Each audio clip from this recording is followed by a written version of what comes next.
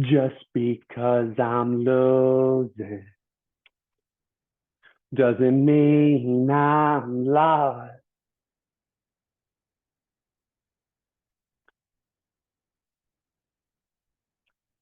It's actually difficult to say whether my position is lost or winning until I do post-game analysis with my second.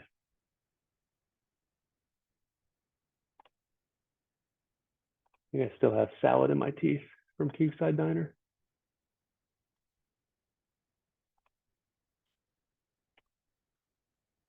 Hurry up, I got chess to play.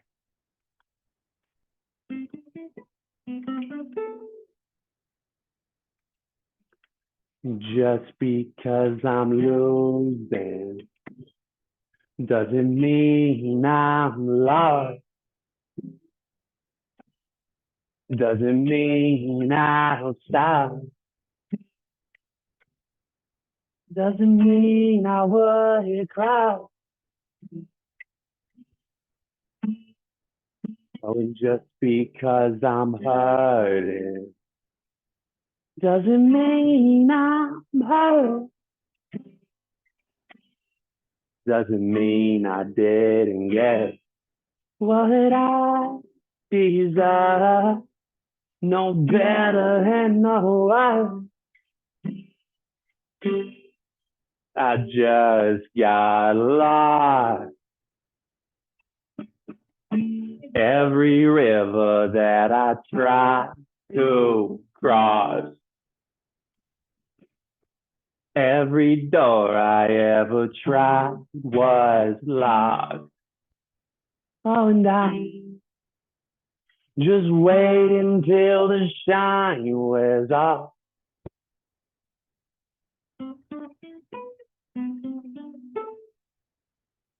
You might be a big fish in a little pond.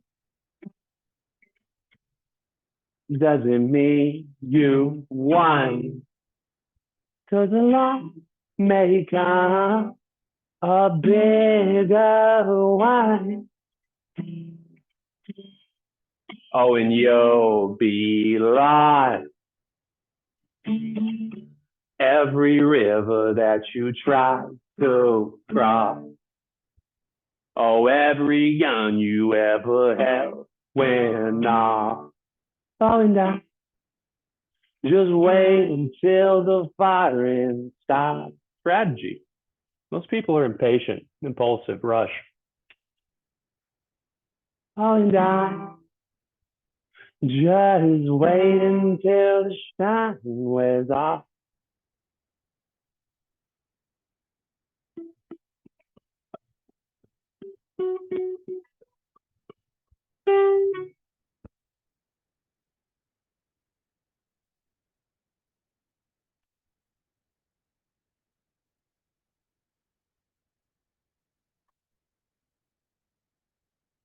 Dayton, put some clothes on. That's inappropriate. A few hours ago, I played my fifth and final chess battle at the Bill Wright 2023 tournament. I rushed, sprinted through Forest Park in St. Louis, Missouri to my truck, and then sped to pick up my dog, Nova. Nova, come here, come say hi to Dad, baby. Come up and say hi to Dad, yeah. Come say hi to the camera, monster, come on.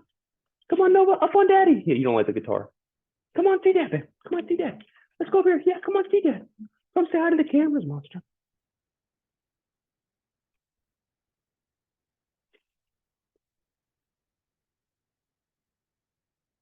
And then I came straight here to talk about it. This was classical time control. And my second over the board serious tournament I played in the 2021 Thanksgiving Open, I believe. So my rating is deceptively low. What am I doing?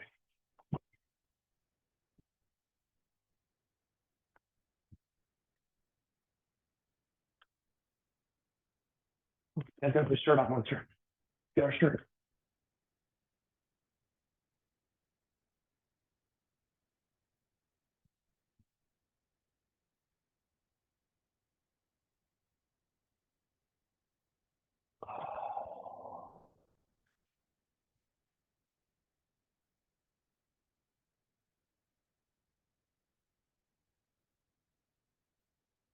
My mom and dad came to visit me.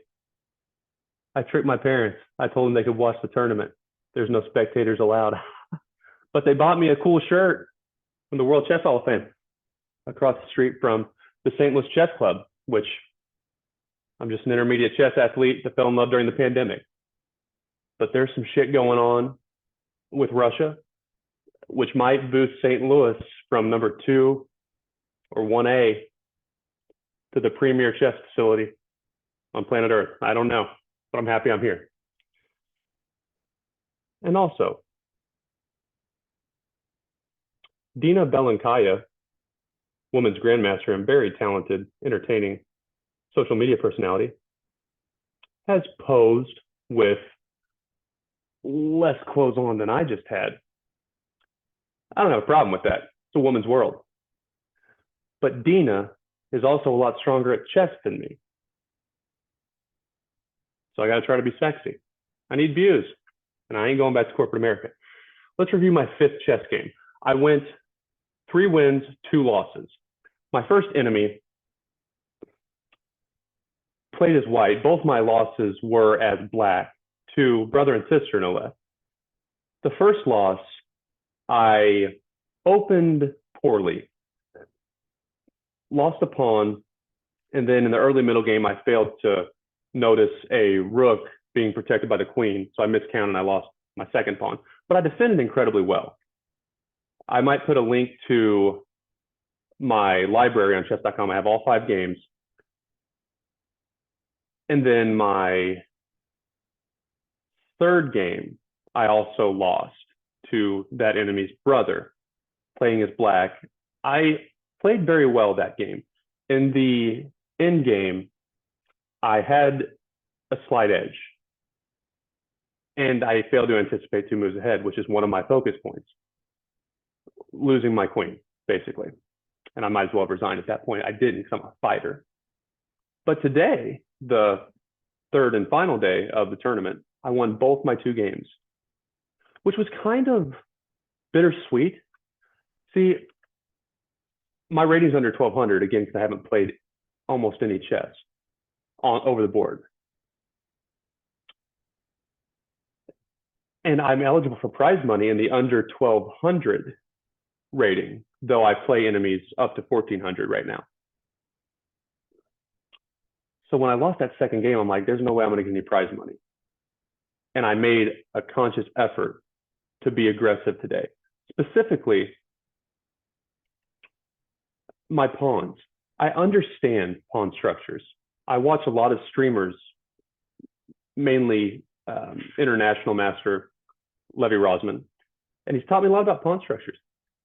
But it's different, as any strong athlete in any sport will say, it's different knowing and then applying when you need to. And so I'm very hesitant to advance my pawns and fight for space in the center at times for fear I'll leave my king vulnerable, because people that don't play chess or are new to it, you can't move pawns backwards. But today I decided I'm not going to care. I'm going to take my chances. I'm pushing everything, even my king side pawns. They're joining the fight. And it worked well. There's something about not caring that can just be beautiful and help your performance. So let's check out my 5th and final game, which made me 3 for 5. And I actually beat another enemy who was 2-2. So I should actually at least get my entry fee back. How exciting. but it's also maddening I didn't win one of those two close games I lost. Playing the Caro-Kann defense, which I played in all. No, I played the Caro-Kann in two of my games as black. This one I played the Sicilian. And I played the Caro-Kann because I'm pretty good for an intermediate, but I haven't studied all the gambits and stuff. Also, when the position opens up, there's risks because, again, a lot of these enemies at my level are young kids who do a lot of chess. They've dedicated a lot more time in their life than me, so they're familiar with the tricks. So I just really try to get out of the open clean and then take my time in the middle game. Check out my fifth and final game playing the Sicilian defense. Okay. You see I have this library, 2023, Bill Wright, all my battles. And I also have many other, I'm a very organized mind. Yeah, see St. Louis Thanksgiving Open, different things. But let's focus on this one game, quick analysis. And you might not see me on YouTube or any social media for a while. I love chess more than I love you and YouTube. Okay, we'll do the review first. What was my accuracy? Not bad. I would say this is a pretty standard intermediate chess battle. Certainly not advanced. Maybe in my play, you'll see glimpses of what would be considered expert, or whichever comes first, advanced or expert. Nothing terrible until the end game by the enemy, and nothing just overly spectacular in terms of sacrifices. And enemy even missed a sacrifice opportunity to punish me. And I'll show that. But this is a good example of intermediate over the board chess. So I played as black. Let's flip the board. You can see standard up to the fifth or sixth move. And I played the dragon variation of the Sicilian defense. And it's tempting for me to like combine different variations. And that's probably a common thing. I'd like to talk to a master or expert chess player who maybe hasn't spent his or her whole life, so he or she remembers those plateaus and coming up the ranks, because they probably have had similar challenges they've had to overcome, which is my moves are often really pretty good, but they're not always in the best order, which can be problematic. So I play the dragon, but then I almost always just play a6 pretty soon after, or I push e5, because those are in other popular lines. But that doesn't necessarily mean that they should all be in the same game, and that's what I do often. But here's what I do. It's the e5, so this missed an opportunity for an equal trade of pieces. What should I have done, Mr. Chess.com robot? See, and I don't want to do that, which is not that bad, but I'm assuming this pawn did become weak in the game. So it's probably not wanting me to do that, because now I'm going to eventually have to use some of my resources, mainly one of my rooks, to defend this pawn, because this pawn is no longer protecting. Pawns want to be friends. Loneliness can be good, but pawns should never be lonely if you can keep from it. Okay, so that's what I did. Whatever. How should you have exploited me, enemy? It's not, it's fine. It's a mistake. Which I wrote it all down, chess.com. What each move classification means. A mistake, specifically, is a bad move that immediately worsens your position. A miss or a blunder would be worse, and an accuracy would be slightly better, but it's still not a good move by any means. Okay. Then I push the pawn. Rook e8 is best. Okay, I'm assuming I'm lining it up in hopes to eventually threaten this pawn, which is an interesting pawn for the enemy. Controlling center, I don't know. Give my king some breathing room. I don't understand the purpose of that move. Okay, get the bishop. I just left it sitting there because it's not my problem right now. Okay, so then the rook came, like I mentioned was going to happen. double threatening that pawn. And so I had to be prepared to get my rook. So I had two defenders on my pawn, which is attack doubly. And this was what I was talking about with pawns. I was going to be super aggressive. And to be completely honest, excuses are ugly. If I didn't get this game over with in less than an hour and a half, which we have 90 minutes with a 30-second increment, so an hour and a half on each side, plus 30 seconds additional per move. If I didn't get it done in about half the time some of these games usually take, I was going to have to pay for an extra night of daycare. I didn't want to do that.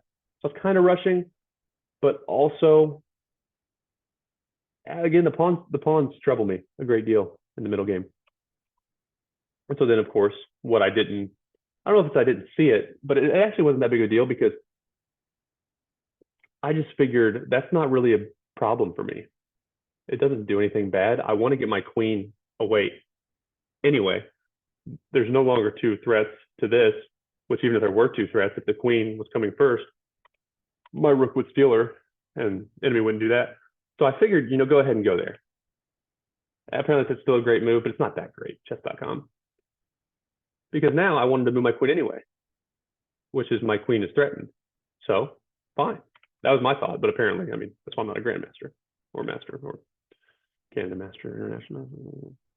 Okay. So then, where are we at? Okay. But the point is why it's not a good move is it doesn't make the knight retreat. It gives the knight control of center. I'm going to eventually not want it there, and that knight has a target. So even if I were to kick it out of here somehow, I'd have to use my pawn. I'd have to get my queen to safety before I did that, and it doesn't have to leave. It can just steal my bishop, and it did that. So fine, stole my bishop, and then the queen was there. And this is where the old me would have just simply took the queen. No, because I don't want your knight getting in my territory. And if you've watched my early videos from COVID, I'm very territorial when it comes to chess, as you should be. So that's the right idea, I think. It might not be the best move, but at least I'm thinking. I'm not just trading pieces because I can. And we can work with that. Because now if you want my queen, I'm going to get my knight involved. Your knight can ride if it wants to, but then I'm just going to simply do mean things to it. And I guess why that's probably not a good move is because if that knight does eventually get there, I've got to do something to doubly protect that pawn because it's threatened by knight and rook. Okay. What should you have done there? Get the pawns going, which that was the only threat the enemy had late in the game is these pawns going. And enemy was a little timid, like I tried not to be, and I did a good job this game. Okay, so you took blah, blah.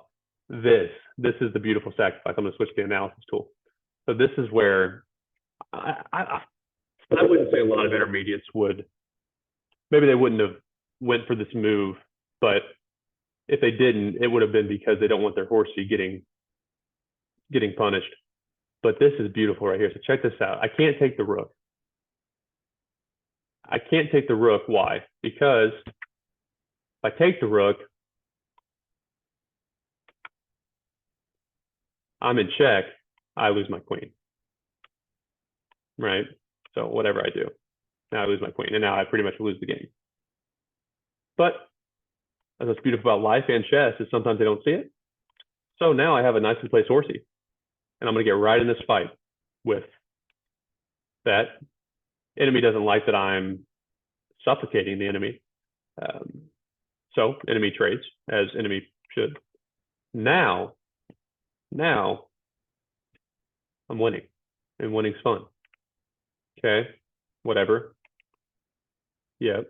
And what's interesting is I saw, I forget, it was Gotham. Where was my YouTube at?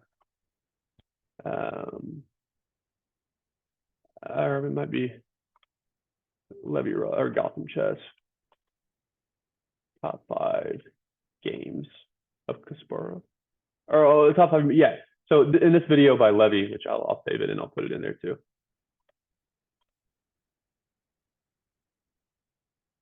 He covered a game, I think it was by Garry Kasparov, possibly playing Anatoly Karpov, where, don't quote me because it's been a while since I've watched the video, But Gary had a or Karpov got, this better be the right game, one of his pawns fairly early in the game into Gary's territory. But instead of eliminating that pawn, he just let it sit there for basically the entire game. And normally, if the pawns get too far down the board, you want to get them away because as they get to the 6th, 7th rank, they're arguably, depending on the situation, about as valuable as a rook. So you want to keep them usually from getting close to promoting. But in that specific Grandmaster game, Levy covers, the pawn is just, it's just like, it's weird because it stops a lot of things enemy might want to do with enemy's pieces. And honestly, Karpov probably would have preferred that pawn just disappeared and been down one pawn. And he ended up getting checkmated in a pretty, for that level, I mean, you don't get easy wins like in intermediate chess sometimes. For that level, a pretty effortless win. And this bishop is just not very good right now because if it can't go there. Why? Because I check and I take the bishop and I take a rook. You don't want to do that. I'll humiliate you and ruin your life. It can't go anywhere over here because my pawns are about to unleash. And so that bishop is mine. And again, with rushing, or maybe it's kind of like, that saying, don't think about pink elephants. You automatically think about pink elephants. All I'm thinking about is how I'm going to ruin enemy's life. Get that bishop. At very best, enemy is going to, I feel some way or another, you're not going to be able to save the bishop. I'm going to eventually get the bishop and your pawns are going to double in front of your king. And that's really not good for enemy. But what I ended up doing, because I didn't anticipate that, which it does free up the bishop's square, but it's not a great move. And then after some silly intermediate chess play, okay, now I allowed the bishop out, which is still fine, not that bad. But then look what I did. Oh my gosh. Oh my gosh. And then after this move, I slowed down a lot because I'm like, sorry, Nova, you can wait a day. Nova's my dog. And so then, yeah,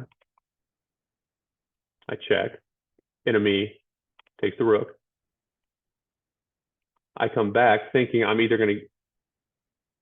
going to make the bishop leave because you don't want to go there. I'll get it with you, my knight, blah, blah, blah. And then I'll win that pawn, and then I'll still be in a better position. So what happens is I chase the bishop around, and then I get what I was saying I was going to get, which is still not the best move, apparently.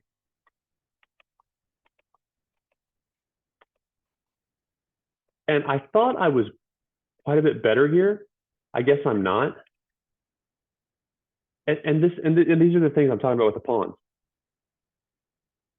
My logic, which is what ended up happening, so it's hard because the move evaluations are, it depends. Humans mess up a lot. So sometimes you want to be just provoking the enemy to do something silly. And that doesn't always mean making the obvious best move. But what I'm thinking is eventually I'm going to be able to get that pawn. How do I not eventually get that pawn? Probably for nothing. And then once I get that pawn, I want to get my pawn there. So then this pawn is already keeping the enemy king off of the 3rd rank because you can't go.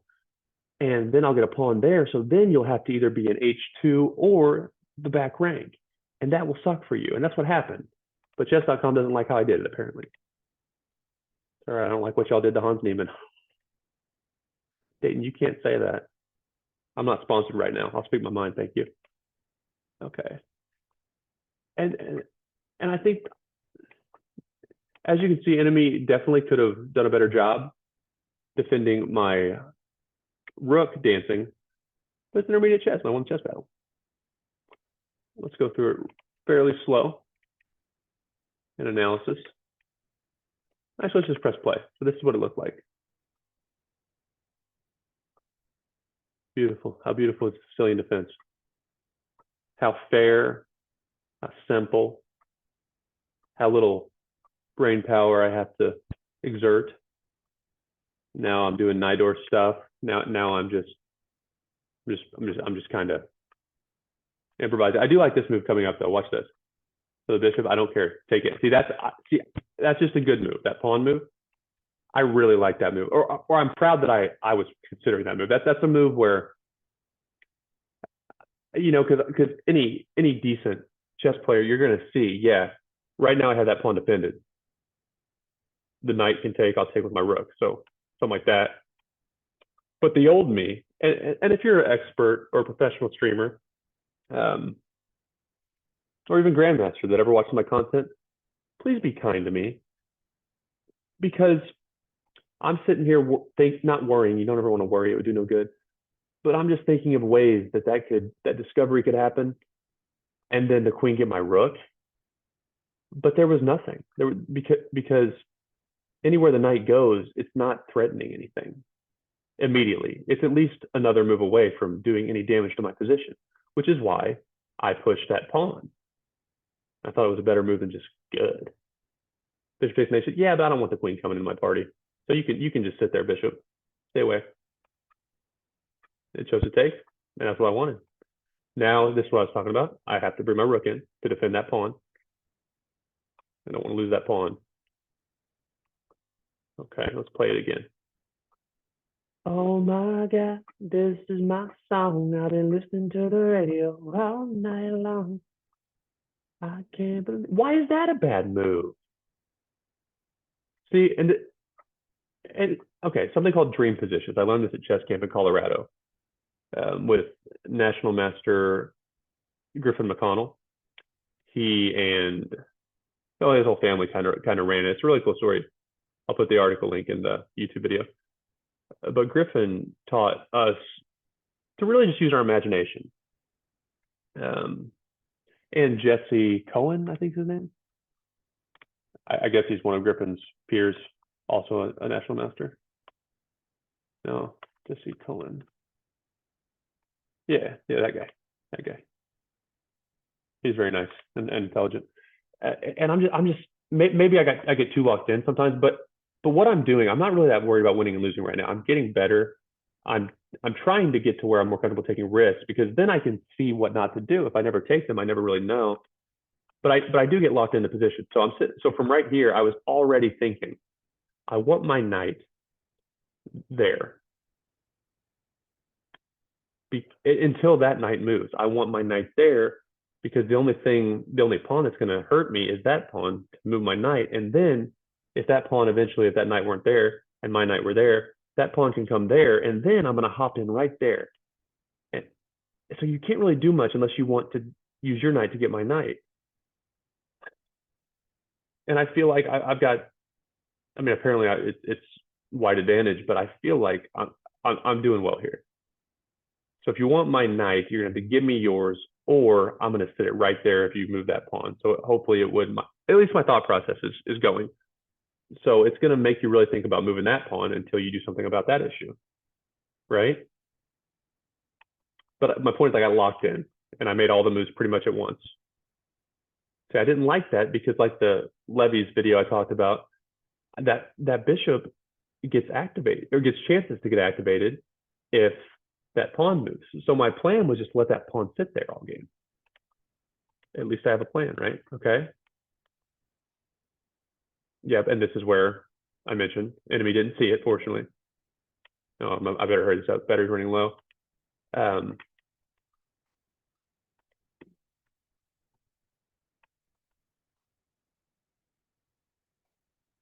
And now I'm getting a little too locked in about getting one of my pigs to 7. But that's what you want to do, because when they're on the 7, they can wreak havoc.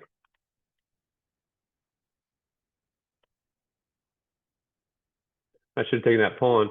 But again, I was thinking, at least I know what I'm trying to do. And now I know that's not what I should do. Because my thought is, I don't want to let you get your pawns undoubled. But that actually would probably be fine. Because your king's still wide open. And now in an endgame, if the enemy wouldn't have made mistakes in the endgame, now I do have issues like you marking your pawns down. I only have one pawn to screw with you back. Could be risky. I don't know.